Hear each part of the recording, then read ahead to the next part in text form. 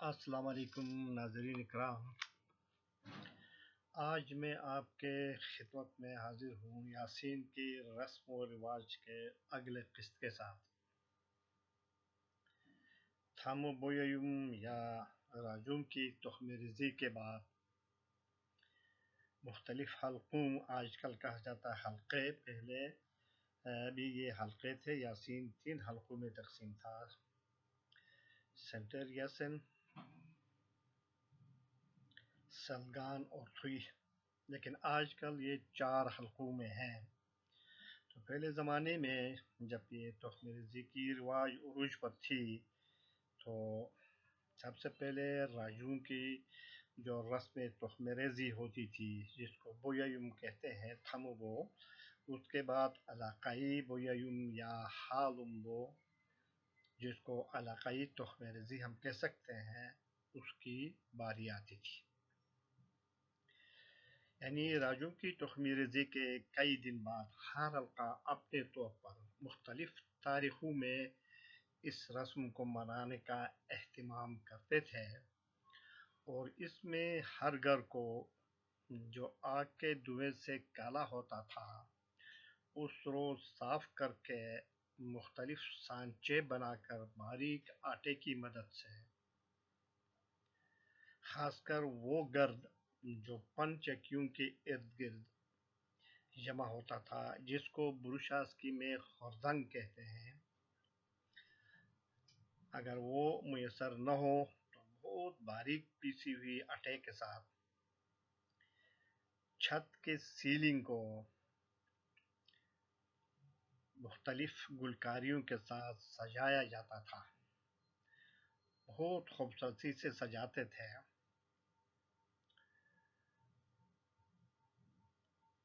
اس روز مکوتی یعنی نشستہ دار آٹے کا جو ڈش بنایا جاتا ہے اس کو بروشاسکی میں مکوتی کہتے ہیں، کھوار کے لوگ شوش کہتے ہیں، اور شین لوگ اس کو درم کہتے ہیں،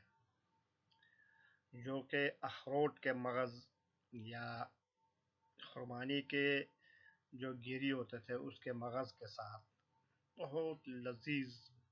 ایک ڈش بنایا جاتا تھا۔ وہ ڈش بنانے کے بعد جدھر جدھر اس گھر کی بچیاں، بہنیں، پھوپھیاں ہوتی تھیں ان کو ہانک یعنی ان کا حصہ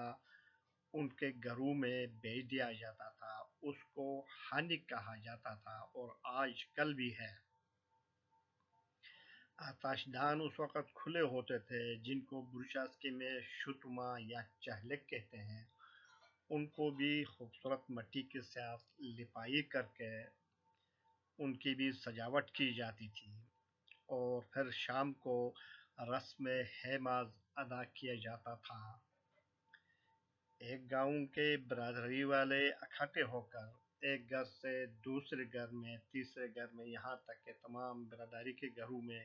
یہ رسم ہیماز ادا کیا جاتا تھا، اور مکوتی یعنی نشستہ دار ڈش، اور جس گھر میں سردیوں کے لیے کوئی بیل، بیڑ، بکرا، گائے خوشگاؤ ذبح کیا ہوتا تھا اس کو ہم ڈشٹی کہتے ہیں، اس ڈشٹی کے گوشت کو بھی پکایا جاتا تھا۔ یہ ساری چیزیں گاؤں کے برادری کے سب لوگ جمع ہو کر ہر گھر میں تھوڑا تھوڑا کھاتے تھے۔ شتماوچو یعنی چہلک یا آتش دان کو بنانا، سجانا۔ جس روز رسم تخم ریزی ہوتی تھی اس روز دیسی گھر جس کو ہم بائپش کہتے ہیں یا روایتی مکان جو ہوتا ہے اس کو اندر صفائی اور آرائش بھی کی جاتی تھی، اس میں دیسی چولہے جن کو آتش دان کہتے ہیں، اردو میں بروشاسکی میں چہلک یا شتما کہتے ہیں، جن میں کھلے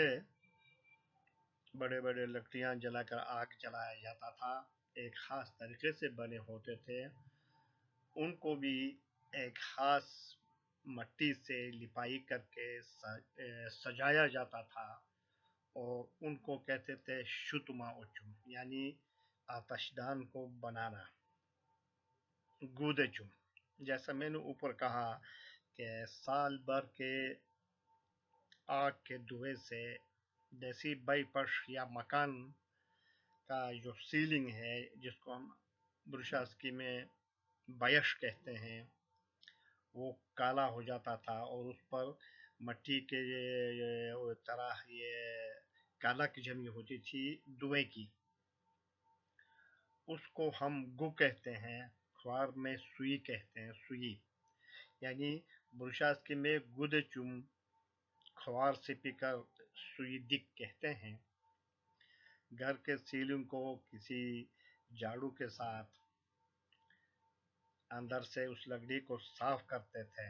بالکل صاف تو وہ نہیں، سفید تو نہیں ہوتا تھا، لیکن اس کے اوپر جو میل کچیل دھواں جم گیا تھا وہ سارا صاف کرنے کے بعد،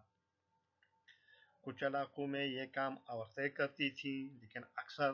مرد حضرات، گھر کا بزرگ یا کوئی جوان اس کام کو کرتا تھا، اور اس بہانے، اس تخمہ ریزی کے بہانے گھر کو اندر سے سجایا جاتا تھا۔ ہاں اس کراکیم، جیسا میں نے اوپر ذکر کیا، گھر کی گلکاریاں بنانا۔ اس روز مکان کی صفائی کے بعد، گودے چم کے بعد، کالک کو صاف کرنے کے بعد، باریک آٹے کی مدد سے مختلف سانچے بنا کر اس گھر کی سیلنگ پر رنگا رنگ گلکاریاں کی جاتی ہیں، مختلف پھول بنائے جاتے ہیں، جس کو ہا اس کراکیم، یعنی گھر میں پھول بنانا یا گلکاریاں بنانا کہتے ہیں، جس کی وجہ سے دیسی گھر یا مکان بائی پرش یا روایتی گھر دلہن کی طرح خوبصورت نظر آتا ہے۔ تمام لوگ اپنے اپنے گھروں کو اس طرح سجاتے ہیں، اور اکثر شادیوں کے موقع پر بھی گھر کو گلکاریوں سے سجائی جاتی ہے، اور دیواروں پر چاک کی طرح ایک نیچی، جس کو ہم سندیقاش کہتے ہیں، مختلف جانوروں کی زیادہ تر ماخوذ کی تصویریں بنائی جاتی ہیں۔ امہ اور حماس، یہ ایک قدیم رسم ہے، بعد میں اسلام کی آمد کے بعد اس میں کچھ دعائیہ کلمات کا اضافہ کیا گیا ہے۔ اس رسم میں امہ کے دوران راجوں کے سامنے راجوں کی زوال کی، پیروں کی اور اماموں کی دورے کی، یعنی اسلامی حکومت کی دعائیں مانگی جاتی تھی، اور پھر جس طرح میں نے پہلے کہیں ذکر کیا، ہم میں انتہائی باریک آٹے کی کو آگ کے الاؤ کے اوپر سے پھینکا جاتا ہے، وہ نیم دائرہ سا بنا کر آگ بگولا بن کر مکان کے چھت سے ٹکرا کر چھت والی روشندان سے باہر بھی نکلتا ہے، اور اپنی ہر نئی سال کی خوشحالی، لوگوں کی صحت، تندرستی، خیر و عافیت، روزگار میں برکت، رزق کی فراوانی کی دعائیں مانگتے ہوئے آٹے کے 3 گولے پیڑے قدیم چنو شتما کے ایک ایک بول کے بعد امہ کہتے ہوئے شور شرابہ کے ساتھ رکھتے تھے۔ امہ کے کچھ بول اس طرح تھے: خوشانی گا، زندگی گا، صحتی گا، تندرستی گا، یعنی خوشیاں نصیب ہوں، اچھی زندگی نصیب ہو، صحت تندرستی نصیب ہو، ملک میں پیروں کا یعنی اسلام کا دور دورہ ہو، تھم اوالوشن راجے گم جائیں، یعنی کہ ان کی جو حکومتیں ہیں وہ ختم ہو جائے، امہ بالحاچو اخاچی تمائن فوتو اخاچی لغو امہ، جو چڑیل ہیں ان کے منہ میں لگام لگے، جو بھوت پریت ہیں ان کے منہ میں لکڑی کا بہت بڑا ڈنڈا لگائے ہیں، umeh. Harchen eyenish biachen detalish. Tule kişiyetimi hale bokimi. यानी हर्षन पिछले उसमें मैंने आपको बताया था एक चिड़िया है जो गंदम और दाने खाती है, उसको कहते हैं। और बियरशन वो चिड़िया है जो कीड़े खाती है। यानी बियरशन के आने की दुआएं मांगी जाती हैं, हर्षन के इलाके से गुमनामी की दुआ मांगी जाती है। फिर कहा जाता है कि जिस तरह सांप बनता है एक लकीर सा बनता है, ये एक मिसाल है।